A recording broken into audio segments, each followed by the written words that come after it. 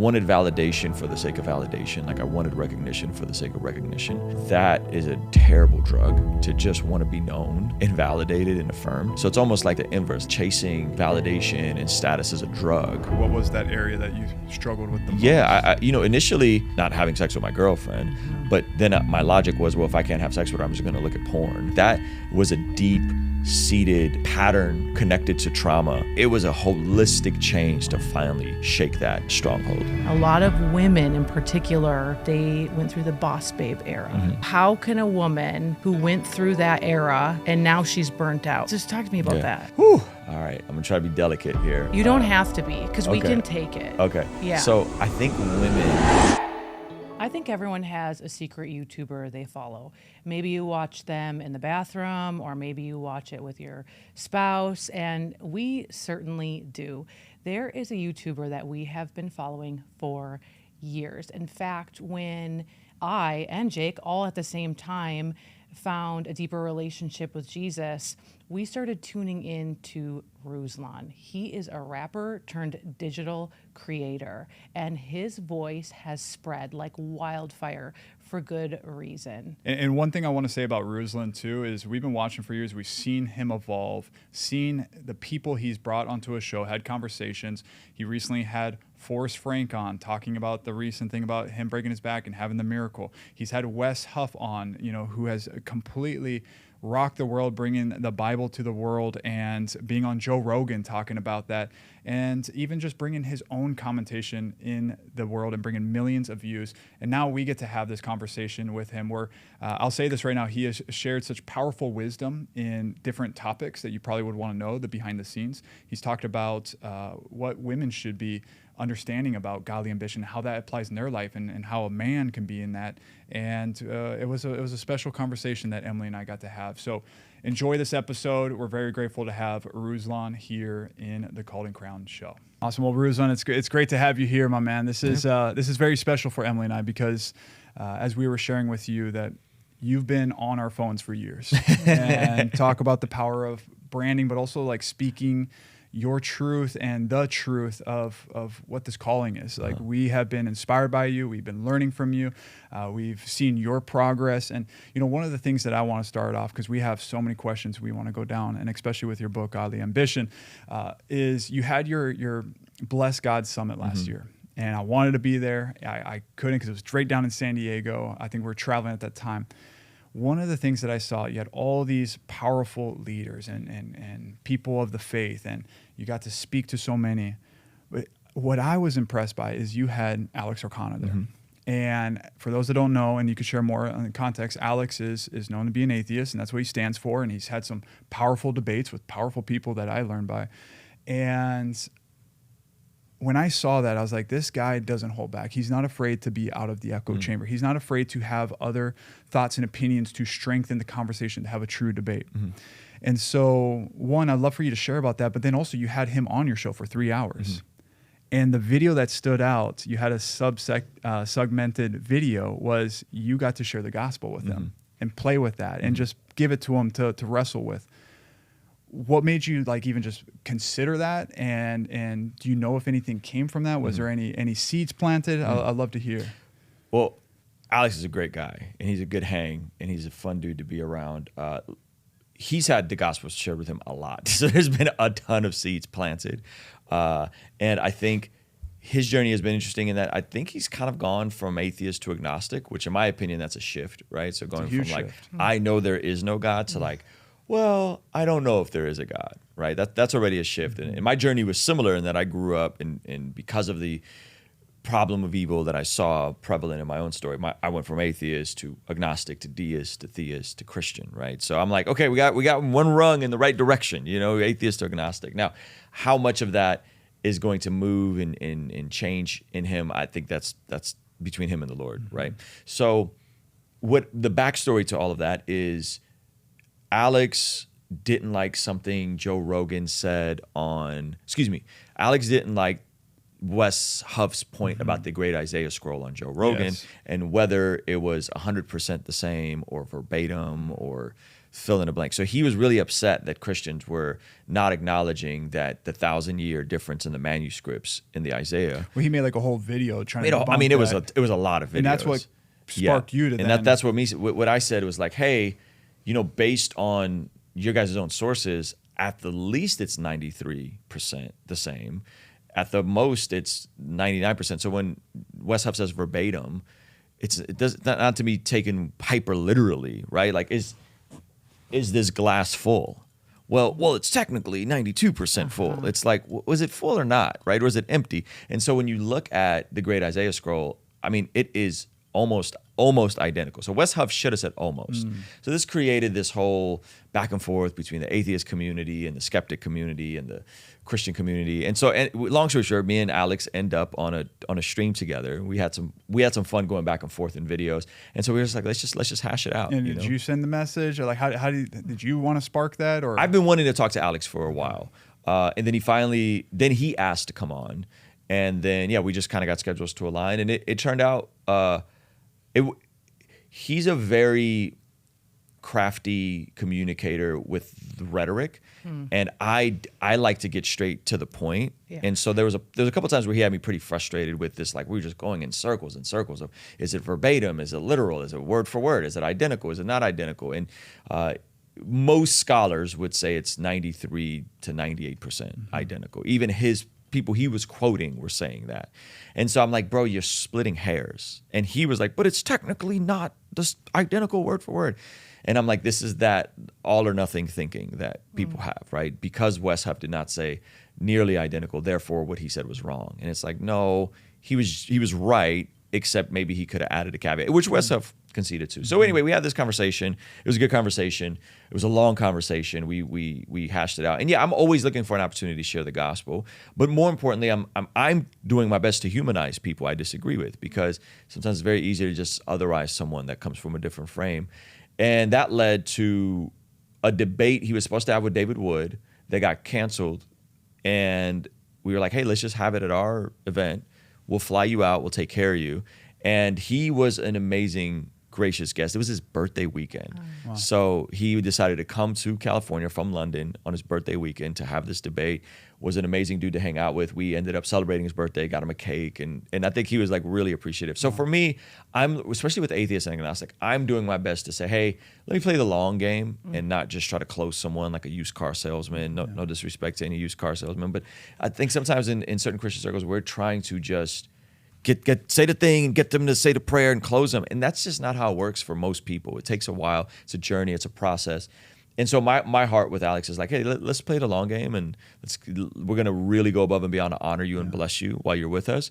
And what other time will Alex get to spend 3 days immersed in a Christian environment around Christians that are just going to love on him and also tell him the truth? That is what really stood out to me right there, because I remember seeing you guys were celebrating his birthday, and what you shared, and this is important because I want you to speak deeper on this from your side of things, that to have the confidence, the certainty in who you stand for the Lord God, to bring someone like that in there, to have 3 days with them, like not anyone would do that. I would even be considered like, is this going to potentially mess up this conference? Is this going to make it awkward? His brand. The brand, like, so what's going through your mind in that, or like where does that come from, of where you have this certainty of like, you know what?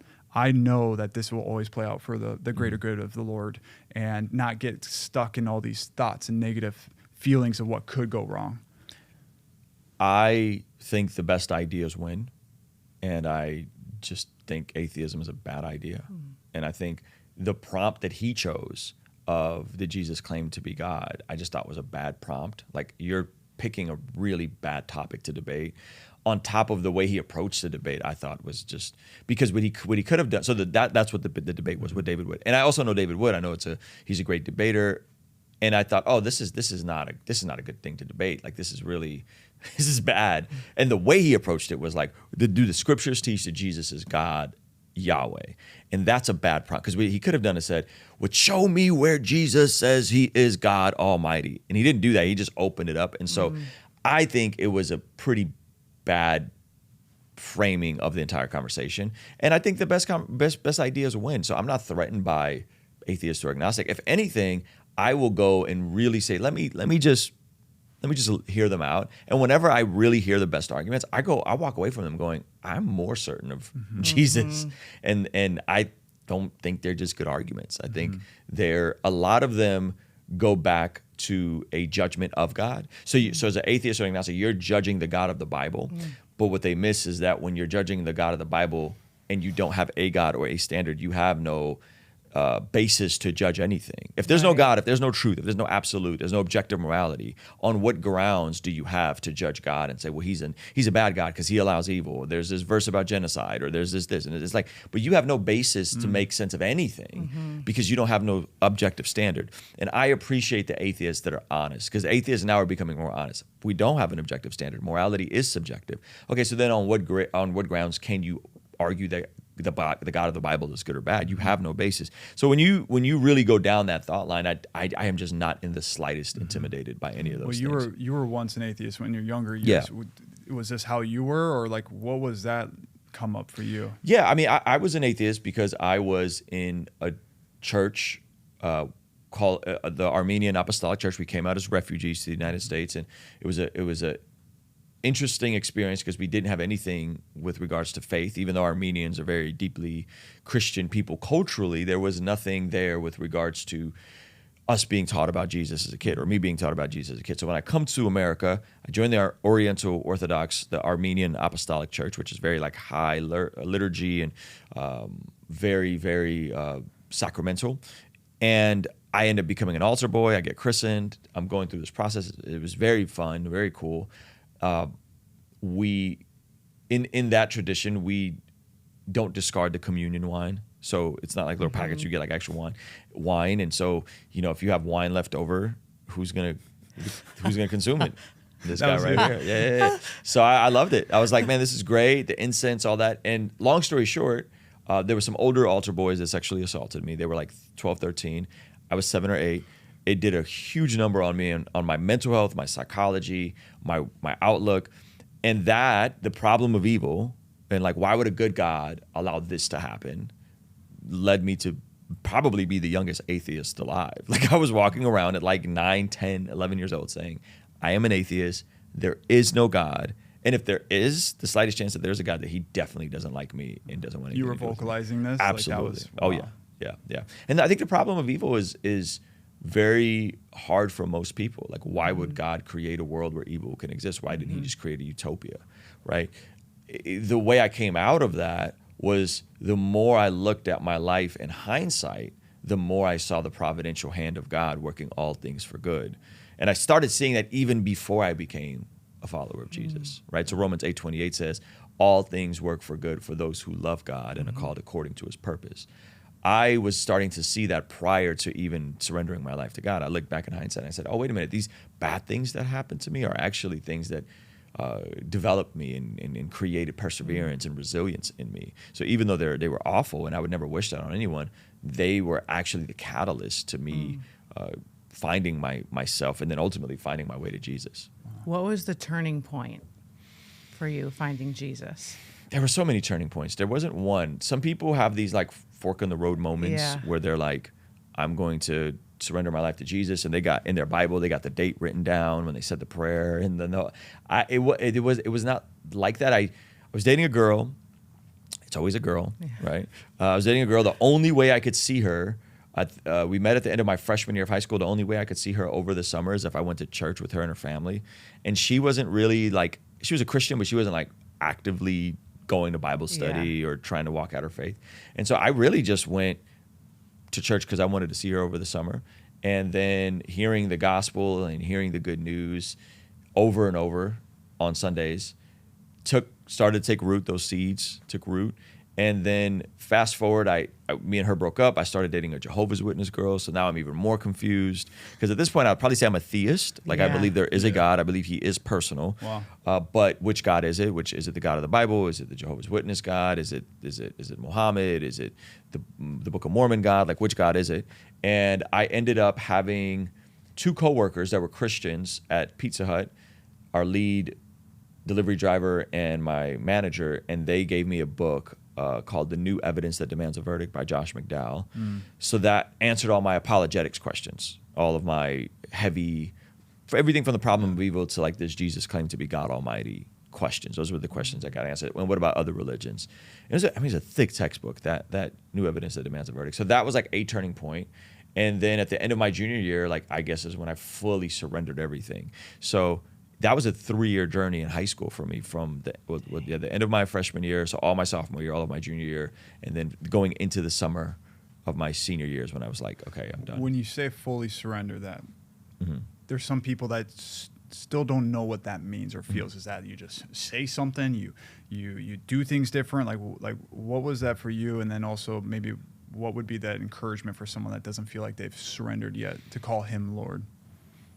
I'll try to articulate it through a little story. So imagine there's a guy and he has a home, and in his home he has multiple rooms, and then he invites Jesus into his room, into his home, but he keeps a room to himself, right? That's his own private little space.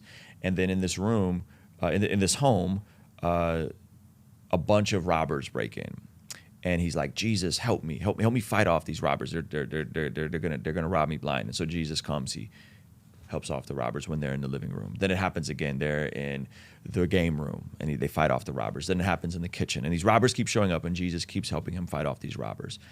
But then one day the robbers break in, and they get into his own little private secret room. And he's like, Jesus, help me fight off these robbers. Help me fight off these robbers. And Jesus goes, man, you said I can't go in that room. Like, you haven't invited me fully into to your home, and you kept the little part away from me, so I can't go in there because you haven't invited me in that room, right? Now, that's a story to illustrate where my heart was. That I went to church, and I said, okay, I'm going to go to church. I'm going to read my Bible occasionally. I'm going to stop cussing in my music. I'm going to stop smoking weed. But there were still pockets of my heart that were like, I'm not fully giving this over to the Lord. I still need my private space. I still need my little secret room, my compartments that are going to be tucked away.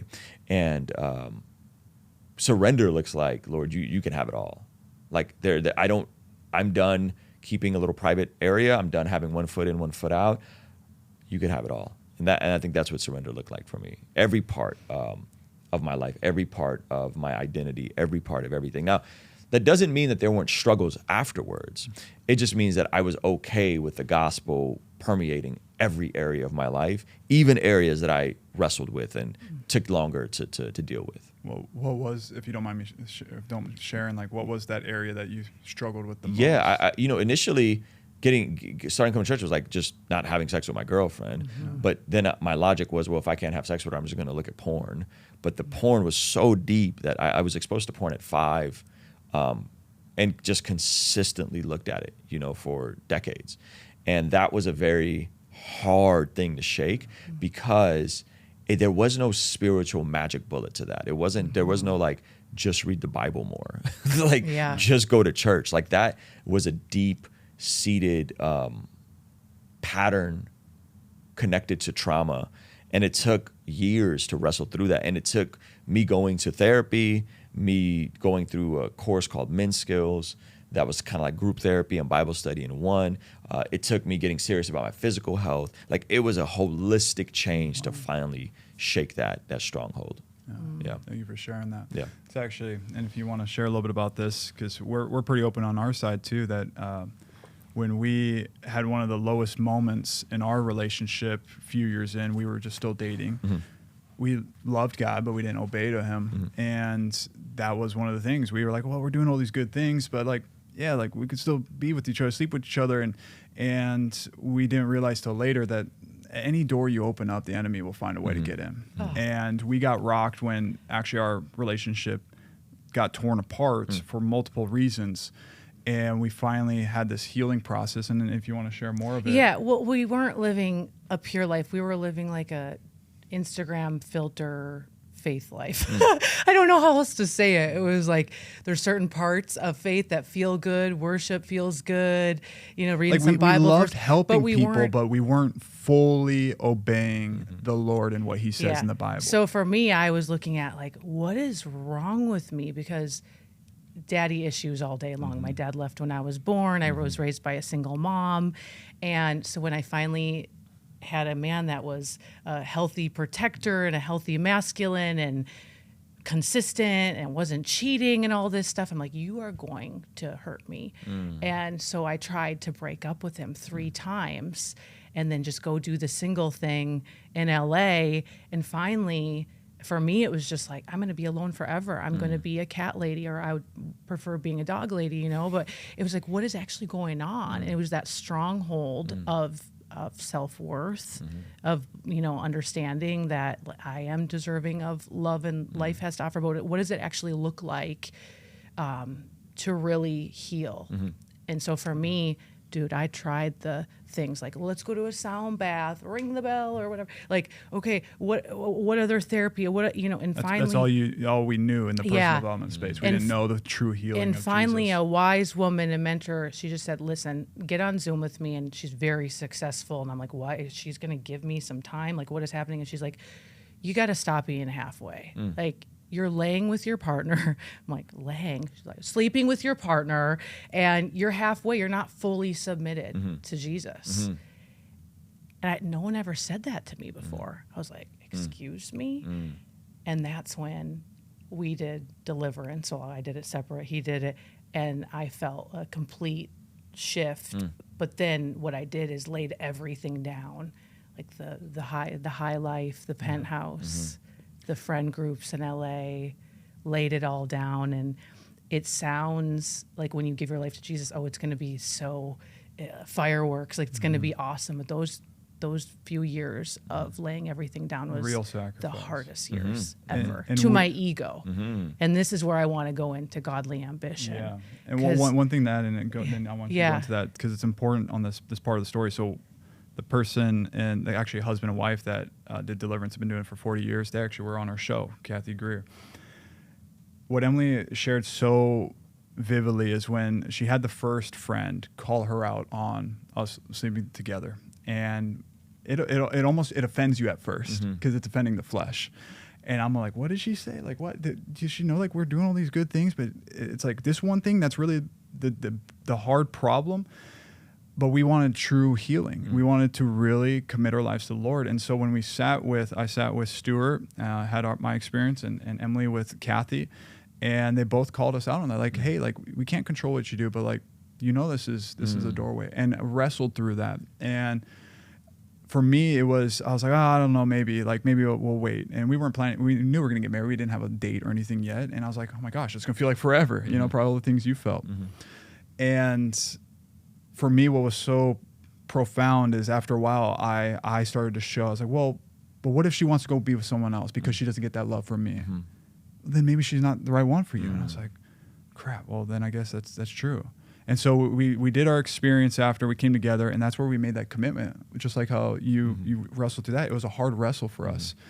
And I feel like we're going just an extra mile on this because this is those little areas, like you said, the compartment, that is what all these other things were all great. And we loved helping people and we loved the Lord, but that is where corrosion occurred. And then we committed for the rest, all the way up to marriage. And I could tell you right now, and we were at, university, and I had a kid come up and he was struggling with porn addiction, asking me these things, and he literally he followed us to the car. And poor kid. And he asked me one of the last questions. I shared all these things. Yeah, it was, you never know what's speaking to them. And he's like, "Is it worth waiting for marriage?" And I said, "If you have a big enough calling that you know God has on you, it's worth it.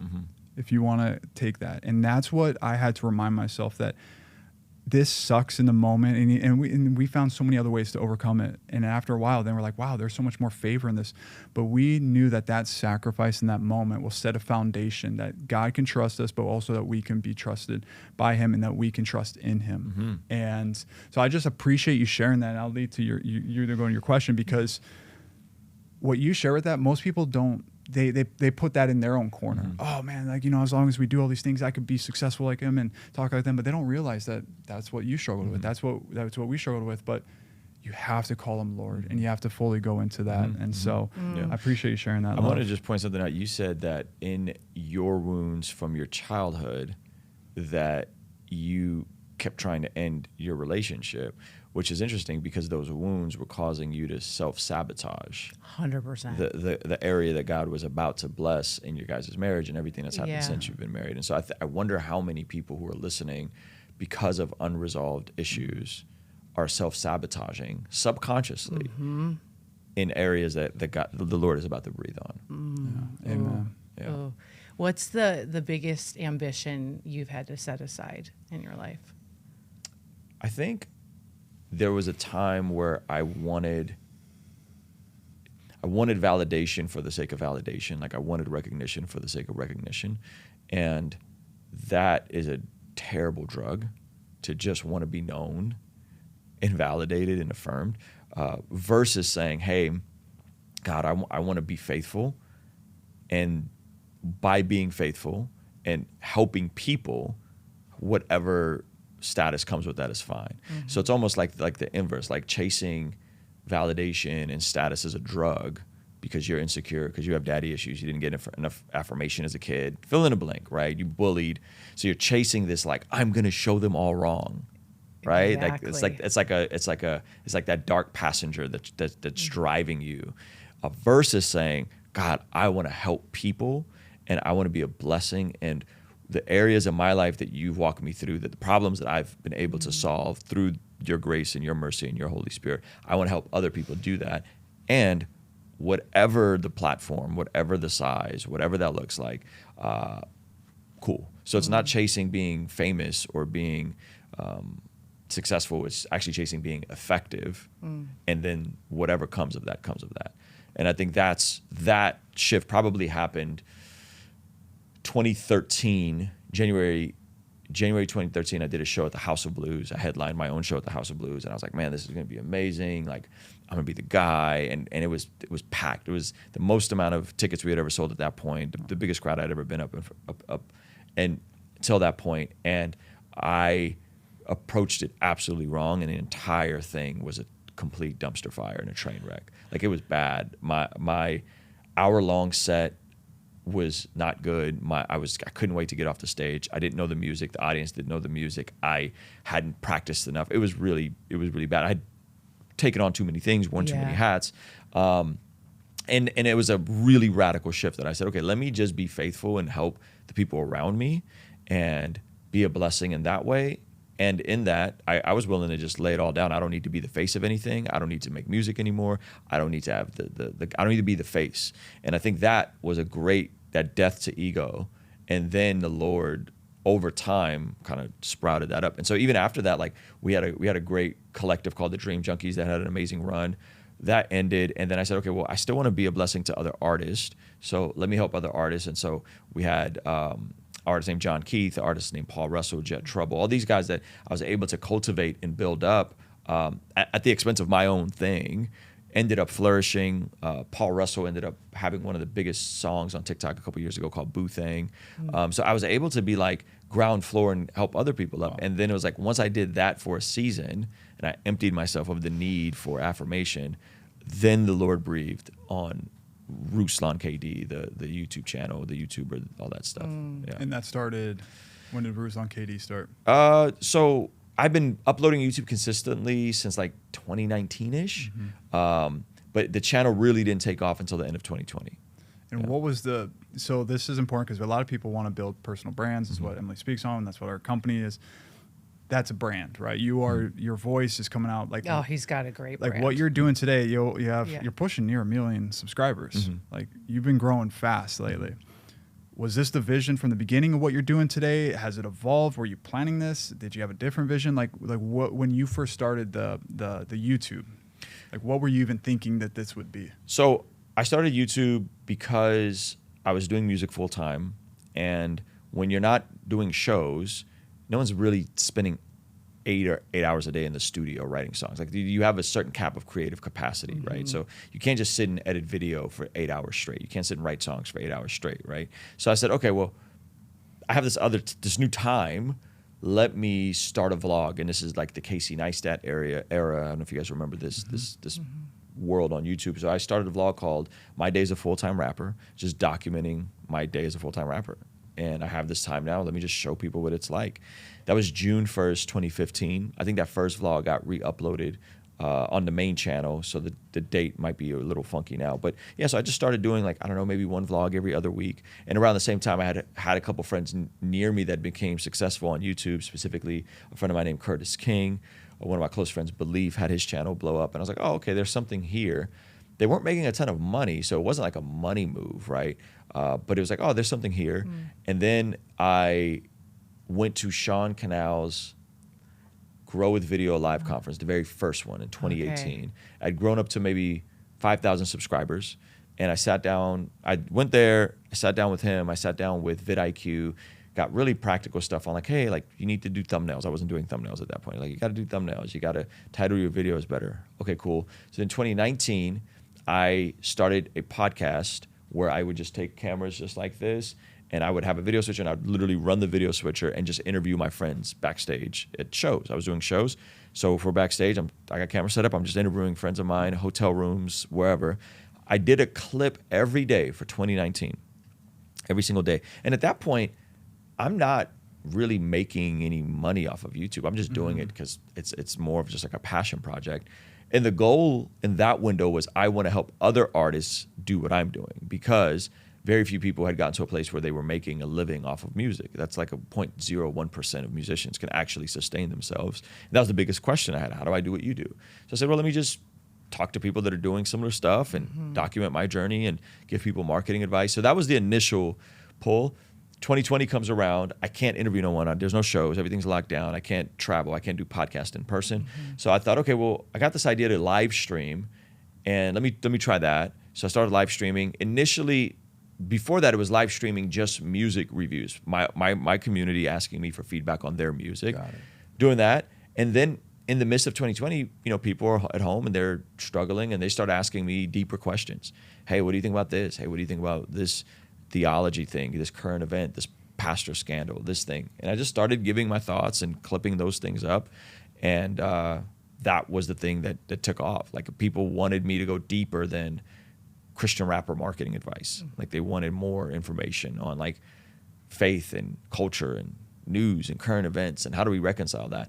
And oddly enough, outside of music, that had been the thing I'd done the longest, because for decades I'd been leading men's groups. We'd come together, we'd start with whatever was happening that week in the news. And so we'd talk about the current events because people were stressed out, they're concerned, this thing happened. And then we would go into a Bible study, we'd segue into a Bible study. And so the format of my YouTube today is basically what I had done the longest behind the scenes for decades and decades of just leading men's groups. And again, it's just like that was the thing the Lord breathed upon, probably because that was the thing I had done the most of. Outside of music, I had done that the most. That was what resonated. And that's when the channel, I think, the end of 2019, I was at like 15,000 subscribers. So there's still like vlogs up. Like, I think there's a vlog with like me and Nick D going to CEA at the Sunday service thing in Pigeon Forward, right? It's like the beginning of 2020, there's a vlog up about that. And then by the end of 2020, the content is totally different. I'm talking about faith, I'm talking about Jesus, current events. And I think at the end of 2020, I was at 65,000 subscribers. And then it's just compounded every year after that. So the show has been going on for years on audio, and I'm so grateful for you being here with me. But I have a surprise for you. Dude, we're finally on YouTube. Can we just celebrate we are finally on YouTube? If you are enjoying or have been enjoying the Called and Crown show, if you could do me a solid pretty please and hit that subscribe button now, I would be so grateful.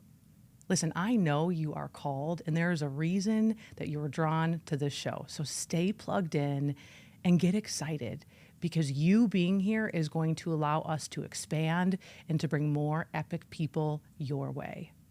Which video out of all that you've made still is seared in your mind as like not just you made that, but the impact that came from that? Oh man, it's hard to pinpoint that to a single video, because you don't always have. So when you're like speaking at an event, you have real-time feedback of real people coming up to you and grabbing you in the parking lot and saying, hey, I'm struggling with porn, or I'm struggling with sexual immorality. Is it worth it to wait? YouTube is just a flood of comments. So you're getting the most vile things that people are saying about you. and making fun of you and fill in the blank. And then you're getting like, this changed my, and it's hard to decipher, I think, for the human mind to like what's real. You're just inundated with so much information. So I can't think of like any one conversation. I think there was a shift that I had personally where I was at an unhealthy church for a while and I kind of was cynical towards bigger churches. And then when I pivoted, I had a couple experiences that happened to me with just amazing pastors, big church pastors that were like, man, like you're the real deal. And we started sharing more of the pros of churches, not just big, but just pro churches. And then that started leading people to plug into churches. So we would get emails like, hey, I saw you interview Pastor, this is the end of 2020. Hey, I saw you interview Pastor Chris Brown. He mentioned some church that like North Coast planted in Orange County. I've been going to that church for 6 months. I got baptized. I'm serving. My life is completely different. Wow. Yeah. Or, hey, I saw you interview Pastor Greg Laurie. I just want you to know I joined a young adults ministry. I'm plugged in. I'm serving. My life is completely different. So like those conversations led to those moments where now the win for us is less about, AdSense and money and all that. Like that stuff's necessary. But it's more like when we get hey, you talked to this person or you said this, and that led me to go join a church. And now I'm discipled and I'm growing and I'm maturing. Those sorts of things. Yeah. Absolutely. You actually helped me, was it last night or the night before, with the passing of Charlie Kirk? I don't know who hasn't been down the rabbit hole with content and even right now, it's just gotten ugly of conspiracy theories, this and that. And I did, and even some of my girls, like we got down the Candace rabbit hole and I just started to feel disgusting, like my discernment, but I also started to feel crazy. And then you did a YouTube on this and we actually played it at dinner and Jake's like, okay, you need to play multiple of them. Yeah. You did a couple of them. And I'm like, okay. Oh, I feel so much better now. I'm just going to stop listening to her and I'm going to stop watching all this stuff because I am not someone who consumes tons of stuff. I create.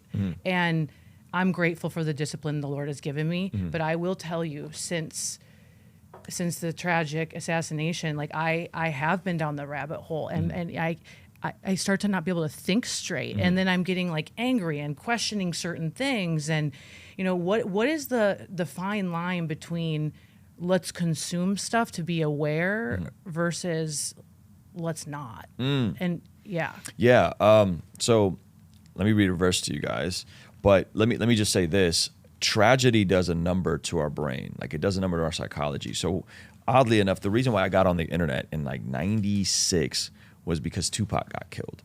And I was a huge Tupac fan. I was such a huge Tupac fan, they used to call me Rupac. That's awesome. And very, very cringe. I was such a huge Tupac fan. I dressed up as Tupac. You can never bring that back? I love it. I will never bring that back. I dressed up as Tupac for Halloween one year. It was really bad. Long story short, when we see tragedy happen and it's documented and it's of people that are prominent, it does something to our brain where we don't know what to make of it. We don't know how to think of it. How can something like this happen? And so that happened to me with Tupac. And I went deep down the conspiracy rabbit hole. That was like the OG of the internet. You're talking 1996. Whoa. And then after that, it was 9/11. And this is around the time I'm starting to come to church. And 9/11 was crazy, because here we see like the towers coming down. I don't know how old you guys were when 9/11 happened. I was in junior year of high school. Yeah, I was sixth grade. And so this is like where as I'm coming to faith. And that was wild, right? And then went down the rabbit holes. Now I'm watching Fahrenheit 9/11, which is basically saying that America intentionally took down our own towers. And this was in movies. There's a documentary in movies saying this sort of stuff. In movie theaters. So when these things happen, they're so crazy and unfounded. When something like that happens, our brains can't make sense of it. And so then we start, all possibilities are open.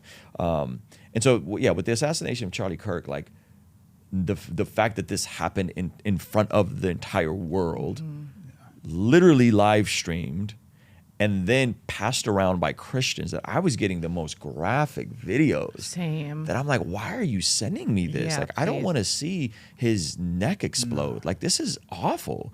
And people are passing this around. And so I think what happens is when we consume trauma like that it does something to our brain. It scatters our brain. And it's not just that. Like, this is also on the heels of George Floyd and Ahmaud Arbery, and like how many folks were killed by police, and we're watching this, and how, regardless on how prevalent it is, you're still consuming very traumatic images that I don't think we're wired to consume. And so I think when we start pontificating and coming up with all these theories, I think it's a reaction to trauma. Like, you can't make sense of what you just seen and witnessed, and how could this happen today in America? And aren't we supposed to disagree and have arguments about these ideas, not kill people, right?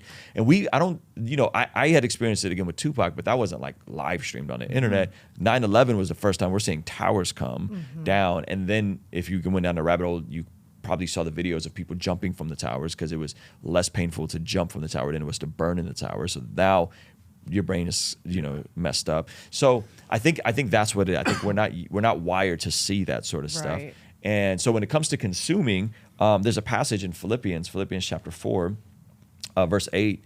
The Apostle Paul is writing the church in Philippi, and he says, "Finally, brothers and sisters, whatever is true, whatever is honorable, whatever is right, whatever is pure, whatever is lovely, whatever is commendable, if there's any excellence and if anything worthy of praise, think about these things. As for the things you have learned and received and heard and seen in me, practice these things, and the God of peace will be with you." So we have a command to consume things that are honorable and meditate on things that are pure and true and noble. We try to do something called net positive content. So like, how can we find the good and celebrate that? So it's like, man, Joe Rogan's reading Revelation for 12 minutes straight. Praise God. Let's talk about what he's actually reading. Like, those are the videos that we like making. But I'm starting to see and understand that, man, there's sometimes the need to call out falsehood. 100%. And it's not comfortable, and it's not friendly, and it's at an expense, because for every person that says that, there's a bunch of people that are unsubscribing and mad at me, and sending me crazy DMs and emails. And well, where we're at, it's like clickbait clowns. Like, we got clickbait culture, right? And that's, I feel like we are in a place of clickbait culture. And I'd love for you to talk about the difference between ambition and godly ambition. Yeah. Because a lot of people are like, I'm just ambitious. I just want to grow my brand. I just want to gain more followers. I just want to build the thing, and they're ambitious. But what is the distinction between ambition and godly ambition? Yeah. So the beautiful part is, I think that the scriptures really do have the answer to all of this, right? And even my book, I think the thing that people are surprised about is like, oh, there's like a lot of scripture in here, But the scriptures, I think, really is the source. And I'm just kind of creating a framework to hopefully help make it practical for people. So when we go to the scriptures, there is the phrase selfish ambition. I want to say it's used 4 times in the New Testament. And that word selfish ambition, that phrase selfish ambition, is actually a word in the Greek. And the Greek word is adatheia, and it means a clobbering, a get yours by any means necessary, like 50 Cent mentality, get rich or die trying approach to ambition, right? I'm gonna get mine, period, right? And the scriptures actually forbid that type of ambition. Like, selfish ambition is why you're having issues. Like, consistently railing against selfish ambitions in James. But then in the scriptures, there's also a different word for ambition. So we see it in 1 Thessalonians 4, and then there's 2 other times Paul uses it. The other word for ambition, when you look up the Greek, it's not a adatheia ambition, it's philiotomome. And that word for ambition is the etymology of it, philios, where we get like Philadelphia, like brotherly love, right? So it's a brotherly times, where we get the word time from. And it's the type of ambition that is out of a brotherly honor of time and being faithful with what you have, right?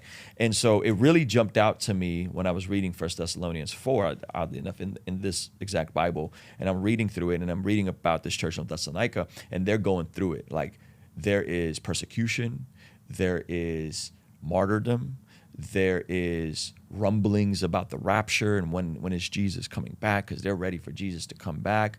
And sound familiar, right? Like Yeah. this is Oh, where yeah. we are. Yeah. And at the same time, though, Paul points out that these folks have an opportunity to be a blessing to the church of Macedonia, which is going through immense poverty right now. I'm not sure if there was a famine or what's going on. And so Paul is like, man, you guys are struggling, and yes, it's hard, and yes, the rapture and all this stuff is yes. However, you get an opportunity to be a blessing to this other church of Macedonia that's really going through it, because you aren't stricken by poverty the way they are, but you're kind of punting it. You're kind of so heavenly minded, you're of no earthly good, right? And so in 1 Thessalonians 4, oddly enough, right before he gets to this, he kind of rebukes and reminds sexual immorality, because it's interesting how like it goes from sexual immorality to this next section. So people should read this chapter on their own. But in 1 Thessalonians 4, verse 9, it says, "Now, as to the love of the brothers and sisters, you have no need for anyone to write to you, for you yourself are taught by God to love one another. For indeed you practiced it toward all the brothers and sisters who are all in Macedonia." Okay, so he's talking about you guys have been generous. You've practiced love for the folks in Macedonia. But we urge you, brothers and sisters, to excel even more. So there's churches, there's people struggling, people in other parts. And Paul's saying, you've shown it, but I need you to step it up. I need you to step it up, because you guys aren't going through what they're going through. You need to step it up. And then he says this. He says, "And to make it your ambition," different word for ambition, your filio timome, "to lead a quiet life and to attend to your own business, work with your hands, just as we instructed you, so that you will behave properly towards outsiders and not be in any need." Okay? So this is fascinating. Make it your ambition, lead a quiet life. So one, I can't make it all about me and wanting status and clout and fame. I have to make it my ambition to lead a quiet life. I also need to not be as distracted, right? So cut some things out. To attend to your own business, work with your own hands. How are you useful? What skills do you have? What practical means do you have for generating wealth and value? And then he says, "And behave properly toward outsiders and not be in any need." So stop being dependent on people. Stop being dependent on other people to provide for you. And this idea in the NIV, it says, "so that your daily life may win the respect of outsiders and you won't be dependent on anyone," right? It's similar to what Peter writes, where he says, "Live such good lives among the pagans that though they accuse you of doing wrong, they may see your good deeds, and then that may lead them to glorify God on the day he visits them," right? So this idea is so jam-packed, but the context of it is like, hey, you have opportunity to actually be a blessing, but you can't do it in a way where it's all about you. Point outward and be a blessing for the sake of other people. And that's where the idea initially came from, like the godly ambition framework came from, like reading this passage and being like, man, this is so timely for us today. Yeah. When you said live a quiet life, I feel like some people wrestle with that because they say, well, you guys are out here speaking and being loud and vocal and sharing this. How do you interpret that for the person listening? That do they be shy and bashful? Does that just mean being like you said, where they're not leading by the ego? Like, how do you interpret live a quiet life? Yeah, I don't think lead a quiet life is saying be quiet. Yeah. I don't think that's saying, hey, you need to simmer down, talk about your faith. You need to stop talking about Jesus. I think leading a quiet life is, are you constantly looking for opportunities to shine the spotlight on yourself and taking those opportunities? Or are you leading a quiet life in the sense that, like, everything is not for the internet? Everything is not for other people. There are aspects that I think it's healthy to keep private, healthy to have boundaries. Yeah. I think there are times where we may get opportunities to be the person and we pass on those and point to someone else, right? And so even in the way I make videos, like, I am not trying to be the source of everything, because that can quickly create a cult of personality, which may be well in the personal brand development space, right? Build a cult of personality.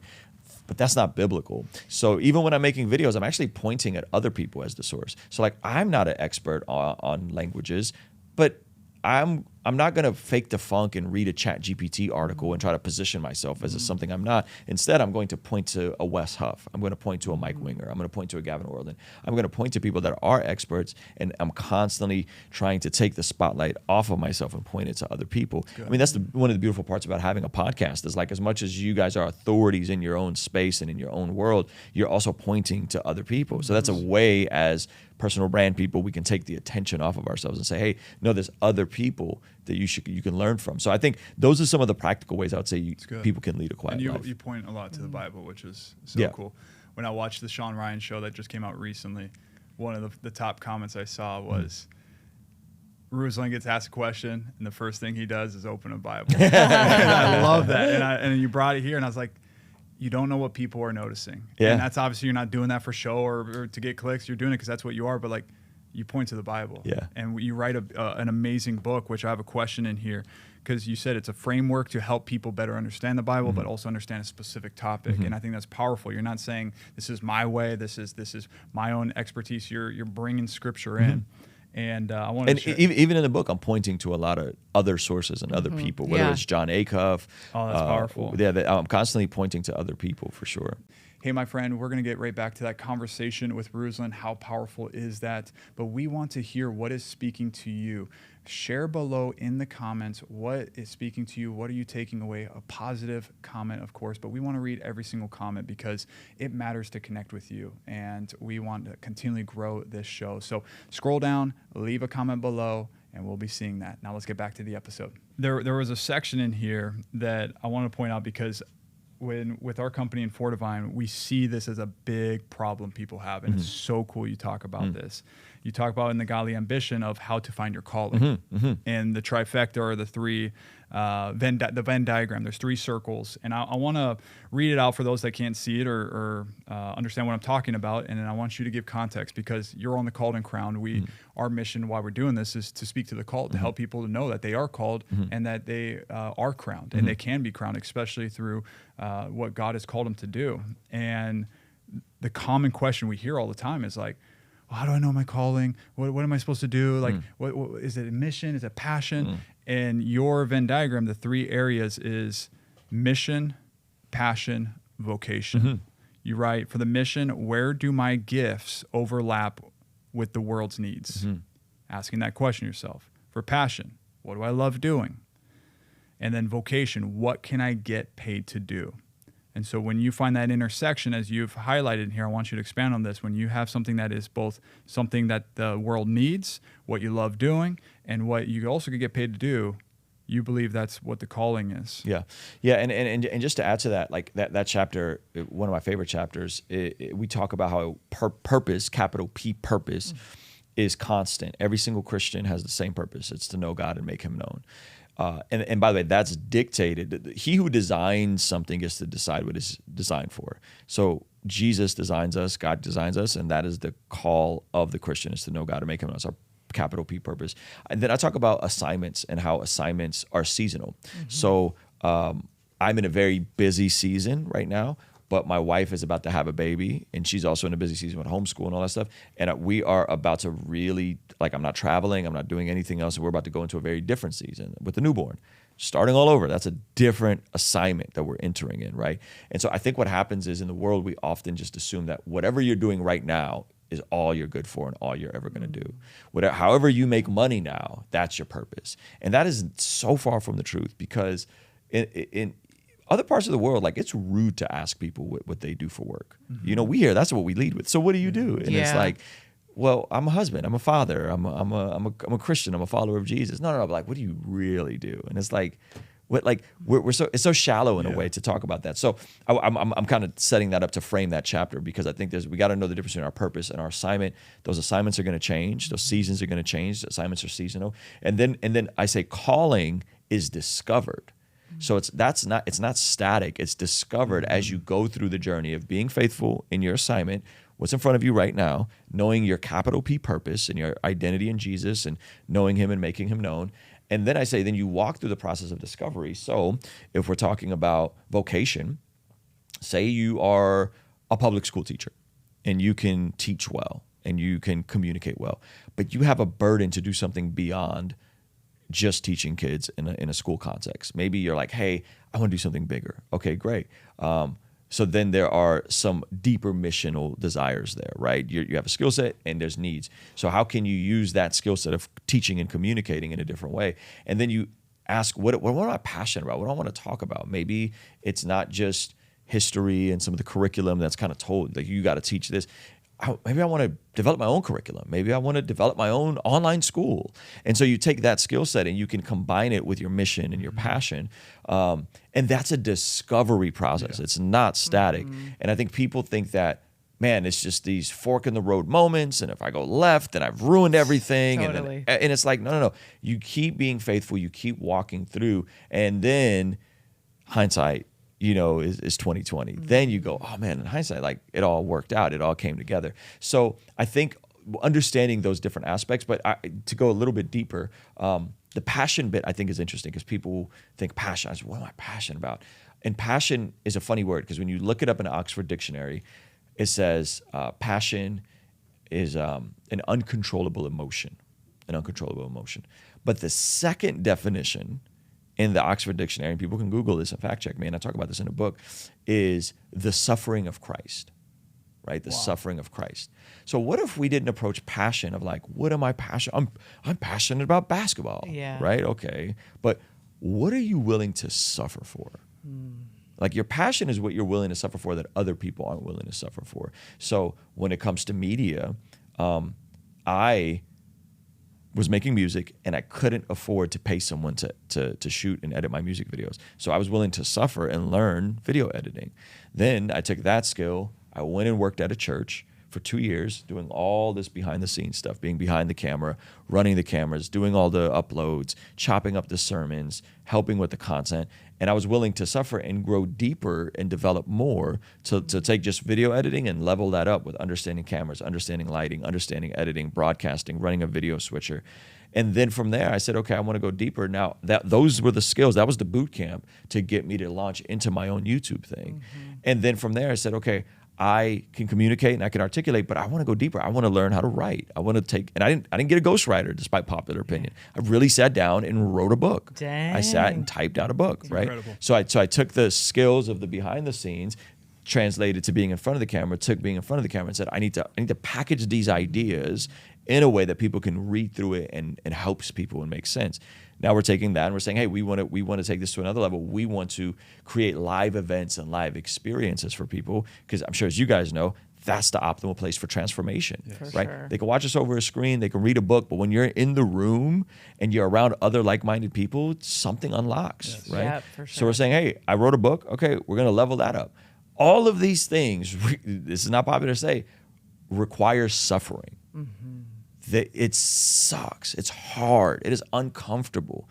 And sometimes we don't talk about that enough in the personal development spaces because it's just like it's not all peaches. It's hard. It's hard. It is hard. Yeah, you have to die to yourself. You have to I tell people, get over yourself. It's like, I have this huge mission. I have all this I want to share, but I'm like, dude, get over yourself. You're so selfish. And I deeply relate to, you speaking about being ambitious and doing it for the ego and all that stuff, because in the beginning of my journey, that's what it was about. It was like the dopamine hits, and I never got really crazy with the thirst traps or anything like that. But like, as women, it's like attention. I mean, we all want attention. But what can happen if you're not submitting to the Lord and putting God first? Then it's like you're just feeding yourself, and then suddenly, like, you realize, man, this is not the ultimate happiness. In fact, it's like a downward spiral.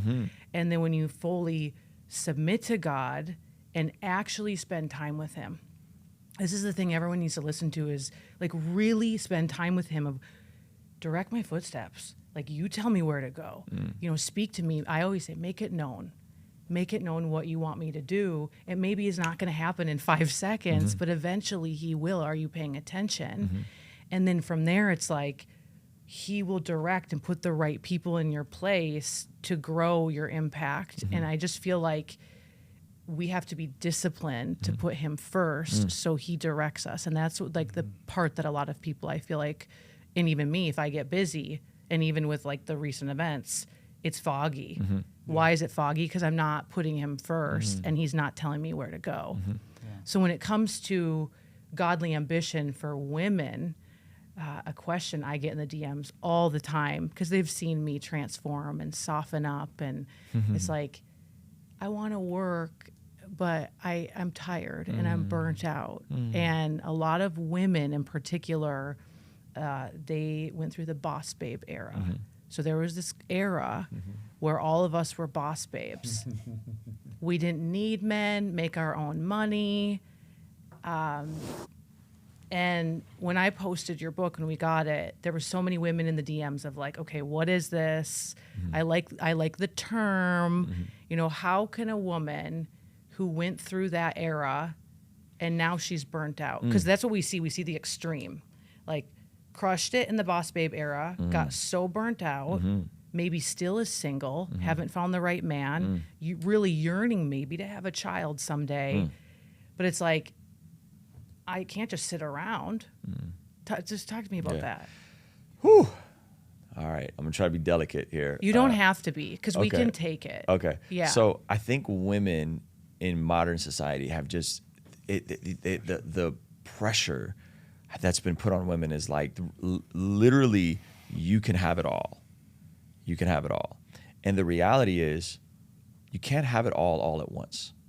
So it's like, hey, you could be the boss babe with the banging career, the banging body, the banging marriage, and a baby. And it's like, not at the same time.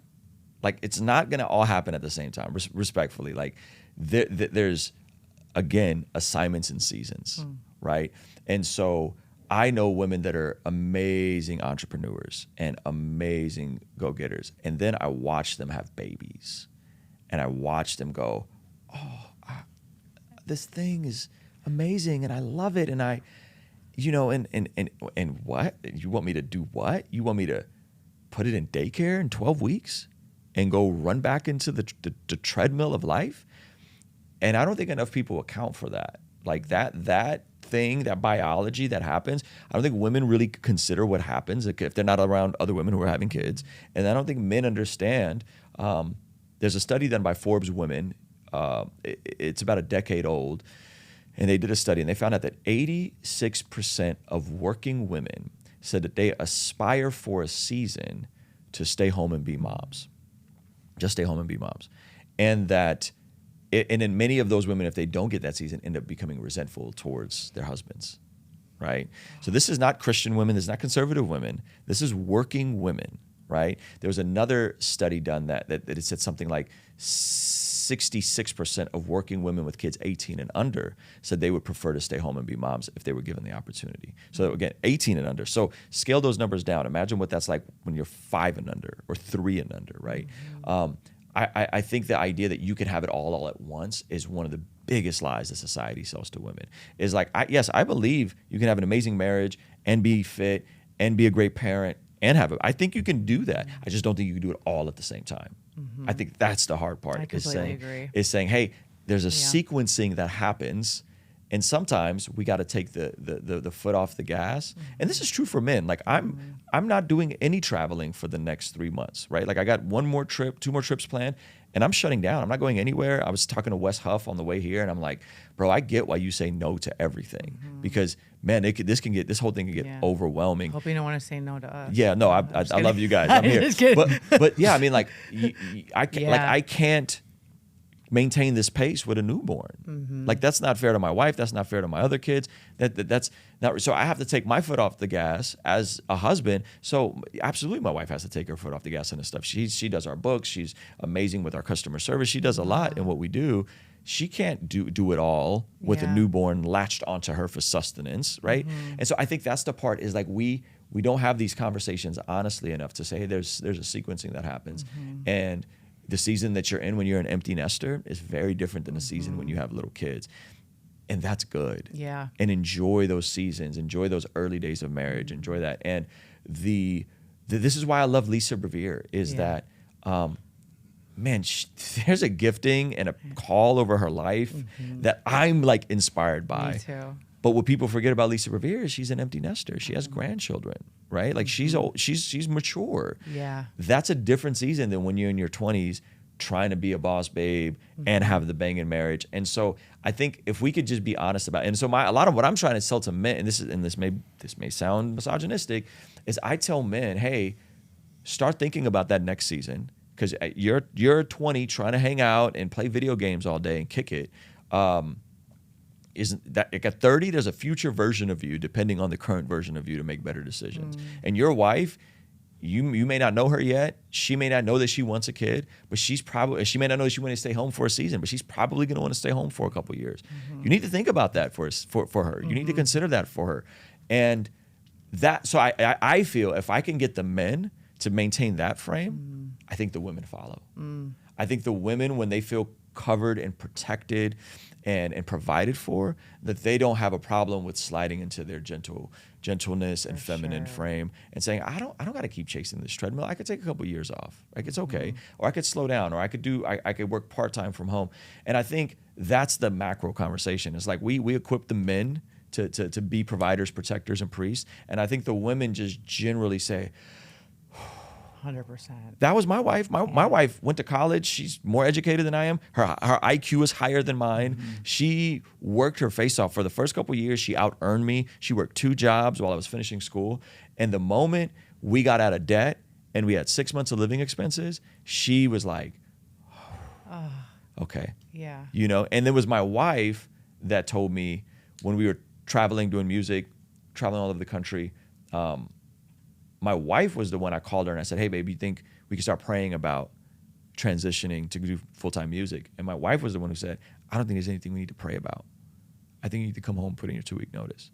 It's my wife with a 6-month-old as a stay-at-home mom, having way more courage and way more faith in what God was doing than I did at the time. And that's I think women underestimate how much greatness they have when they can pull that out of their husbands. Like you guys have the ability to be encouragers and to pull greatness out of men. Yeah, she does. But again, we can't have it all at the same time. That's right. Right? So like, if you want him to crush and be an amazing provider, that may mean that for a season, he can't turn his phone off for the entire weekend. That may mean for a season, he's going to have to work 10, 12 hours a day. When I was getting YouTube off the ground, I was working a lot. That 2020, 2021, man, I'm not exaggerating. There would be nights where my wife would go to sleep and I was still up editing videos after having streamed for 3 or 4 hours and still putting stuff out. And she understood. She understood. Right now, where I'm traveling all the time, she understands, hey, you're in a busy season. This isn't forever. And I think women are okay with men working hard as long as there's communication. For sure. Right? It's like, I can't sustain this pace, right? And as long as like, hey, this is a window of time. God's breathed on this book. He's opening all sorts of doors. So right now, Sunday, previous week, I go to Branson, I speak, I do 2 podcasts, I drive to Nashville, I do Sean Ryan, I come home, I'm exhausted, I get back to work, then I leave Sunday again, preach twice in Dallas, do a podcast, get up Tuesday, preach my own message, do 3 podcasts, come home Wednesday, preach at my church Thursday, come here, do a podcast tonight, do a conference tomorrow, preach Sunday at all 3 services at my church, fly to San Antonio, come back Tuesday, go to Charlotte and Nashville on Saturday and Sunday and Monday and Tuesday, right? But I can't maintain this pace forever. And my wife knows and understands, hey, this is a window of time. We're going to really hit the gas. And then that's my last trip. October, I come back. I'm done. I'm not doing any more traveling until January. But that's communicated. So I think what happens with women is like, they go, wait a minute, is this the new normal? Like, you're going to work 12 hours a day? Like, hold on, dude. Well, you're not seeing the kids. I barely see you. So I think when these things are communicated, then we go, okay, hey, there's a window of time. God seems to be breathing on this. Let's go for it, right? Same thing with other side. If you have a woman is an amazing entrepreneur and she's getting it and God's breathing on it, hey, this is a window. God's breathing on this. Hey, before we have kids or maybe while the kids are off at school, we're going to just go all in on this for a season and then we'll slow down. And I think the power to know the difference, I think is so good. powerful. Powerful in sense. Yeah, it's very good. So hopefully I didn't upset too many of your women audiences with that. Secretly, that's what we want. Like we want to be at home sometimes and cuddle up with a baby or, you know, like secretly we do. That's what we want. Yeah. You spoke to a lot of women right to their hearts on that. It was powerful. Yeah. Man, we could go on and on with you. And this is so special. Your book is something that people need to get their hands on. Is there Audible? Audible, yeah. And I did the Audible myself. You did? I did. I despise when authors don't do their own Audible. Me have too. to It's do such a that. disconnect. I always roast my friends that didn't do And their that's own. usually the biggest thing is people are like, I just don't. There's so many books to read, but Audible just get the Audible, Godly Ambition. I think if they read it at like, I do everything at like 1.5. Oh yeah. I think they can get through it in like 3 hours. Oh my gosh. Yeah, so it's not a very Yeah. long book, and it's smooth. Like I had an amazing editor that helped me a lot with it, so it's smooth. It reads smooth, and the Audible was I'm fun so to glad do. you did Audible. Yeah. I'm gonna be getting onto that because I was going through the hard copy, but now knowing this. Yep. As we come to a close, I want to ask this question, and then I saw that there's a prayer in here. I'd love to share, and I think everyone should hear it as we speak it together. You're a content creator. You've made a lot of content. You have a newborn coming on the way, and this newborn is going to be coming into a life that maybe even your older son didn't experience because that was over a decade ago. When your newborn comes to a point, let's just play hypothetical, comes to a point when he can finally understand your content and watch it, and something happened where all the footage was gone besides one video that he could watch of yours. What video would that be? Oh my goodness, what video would that be? I wouldn't actually recommend him to watch my video. I would actually ask him to either watch my conversation with George Janko or my conversation with Sean Ryan. Yeah, I would point him to that because I think that gives him so much context of what I'm about and who I am and the story and the point. So I would actually send him to someone else. Yeah, those are probably my two favorite conversations I've done. Are they? Yeah, George is a good friend, and Sean's becoming a friend, and they just did such a great job to just kind of allow space for me to share. So yeah, that's powerful. Yeah, your Sean Ryan one. The George one was a couple months ago, so I have to rewatch that. But the Sean Ryan one, you shared some deep stuff. Yeah, it was fun. Yeah. That's powerful. Yeah. Is it okay if we end in a prayer? Yeah. Any before I go with the prayer, any final words or things that we didn't talk about, or something you want to share with the audience, the listener? Yeah, I think the last thing I'll just leave people with is like God is not a means to an end. Like he is everything. So when we're talking about godly ambition, like it's not that like God is the thing to what we really want. It's like no, the thing you really want is actually in God. And if we could orient ourselves around Jesus, in him is all fullness, fulfillment, joy, peace. And I want people to know that even if we're talking about godly ambition and career and all these things, like God is not a means to an end to get the thing you really want. Like he is actually what you really want. And these are just vehicles to build a kind of life that brings the most amount of glory to him. That's powerful. So good. While I pull up this prayer here for everyone to hear, what made you put the prayers in here? You put the scripture, you put other resources, but the prayer. But for someone that doesn't really maybe even know how to pray yet or what the power of that is, like why do you give that into these books? I think so much of this requires something transcendent to impact us, right? Like I really believe that there is something that we all need outside of us because there are worse things than not being successful, and that is becoming wildly successful at the wrong thing. Yeah. You know, and then that success has ensnared you and is keeping you. So that's why is I think we really need something outside of ourselves because, you know, what's that quote from Jim Carrey? Like, I wish everybody could become rich and famous for a day so they can make understand $1 this. million. Yeah. They realize it doesn't solve their problem. There's a weight that like success comes with, and there's levels to it. And I'm not saying I'm Jim Carrey, but there's definitely levels to it. And I'm watching folks at another level, and I'm watching folks at where I'm at, and folks that are just getting their first little bit of spark of success. And if you don't have something outside of yourself to anchor yourself, all of this can become a curse very quickly. For sure. Yeah. Yeah. You want to read the prayer? You can read it. I'll read the prayer. For you listening right now, just really take this in. These are powerful words here. Lord, thank you for creating me with drive, desire, and determination.